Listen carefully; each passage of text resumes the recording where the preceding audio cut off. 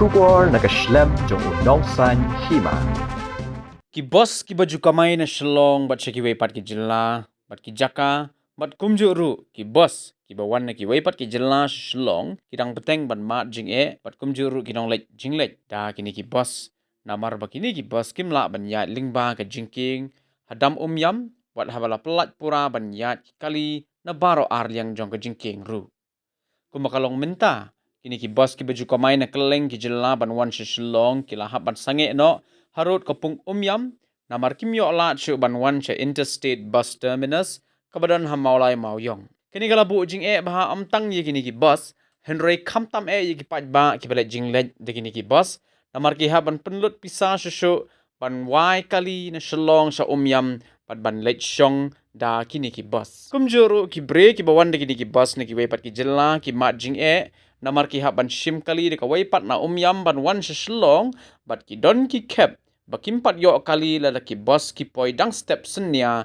ha yam haga jing shisha ye ga jing king hadam yam an pelat pura na do kasngi baar kalai potrik unai tung arjar arpusau ye ki kali ban ya henry an Shah swatang ye ki kali ki ba ka jing khia kalong tang hapo saw metric ton haba kali sha phang kani ga jing perking ye ki bos ki bajudai ban wan sha Isbt ha Mawlai Mawyong Menteri Ketanat Boarding UAT Mandal Ulaong bagani jing perking ka day ka benta ka jing shingan amtang ya ka dam henry ka jing king kat kum ka jing ai jing mot na ki rew shampang Ulaong ba kini ki bosru ki day ki bakhya bar hapo jong kini ki bosru la jutep ki jing kit ki bala nang pen khya shu ya kini ki bos kumta Ulaong ba ya menta kini ki bos kinam pat la ban yat lingba ka jing king jong ka dam yam henry an sapet pat hadin la kalong ni em ban penjunsur anda la ban penyang ya ki kenja jingker ki ban long ki jingkhang la ki kali ki ba kit palat put man ya lingba kini ki jingking.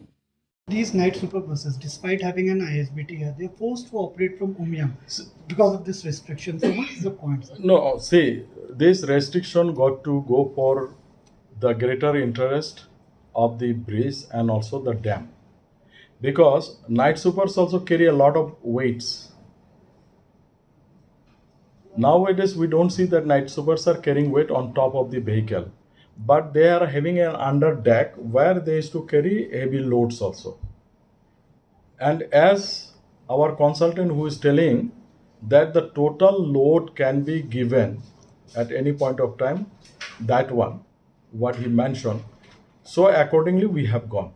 So after erecting of all barriers and all these things, we will come with some relaxation, but it is as per today's decision that heavy vehicles will be not allowed over the bridge. But then the bridge is weak, that means. Bridge is weak, that's why. As per some allegations that heavier vehicle also passes the bridge. That's why we have decided that this time we will put permanent barrier so that heavy vehicle with some height cannot enter. So what is the alternative for heavy vehicles? Like night super buses and They will ply the same way they are plying now. Same way, man. Means they will not enter. They will not. They will enter the city, but they will not cross the bridge.